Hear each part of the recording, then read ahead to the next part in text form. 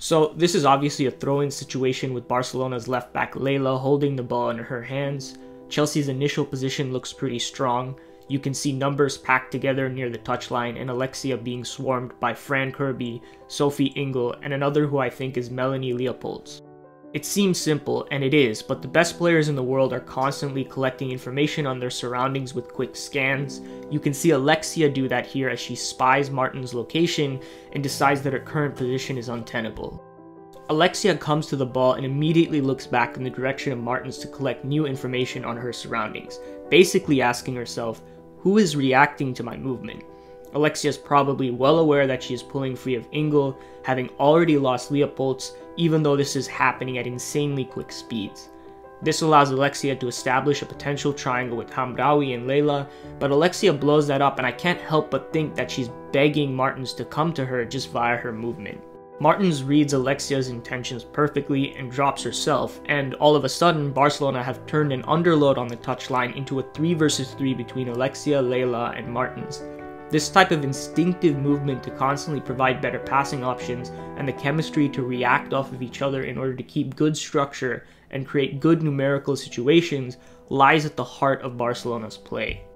And then from there it's just those hours and hours of rondo practice that coaches love before Martins gets the 1 versus 1 with Charles. Barcelona's superiority out wide versus Chelsea's fullbacks was a massive factor in Barcelona's overall superiority in the final, and you can see why, as Martins easily glides past Charles to create separation.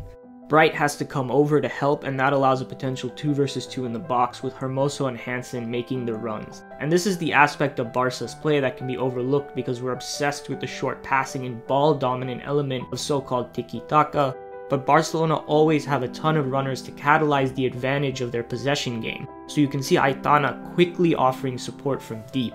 Hermoso has to come deep to get the cutback, and though this is not at all the typical scenario where she drops to link play, I do think it's cool that we basically get to see the full range of Barca's on-ball mechanics in regard to the personnel on the field, one of which involves Hermoso coming deeper while someone else occupies the defensive line. In this case, you have it manifesting in a third player run situation, and I'm amazed that at that speed, Aitana has already made the decision to run on G's blind side. And I'm even more stunned that Alexia can execute a pass through such a narrow window in barely any time at all. This is the result of spectacular individual talent whose ultra-high processing speeds have been trained onto particular patterns of play with particular teammates, so they can basically execute without thinking. Chelsea's last hope is for Jess Carter to save the play, but as I mentioned before, there were serious weaknesses at the fullback positions, and it was ultimately a weak tackle that allows Aitana through.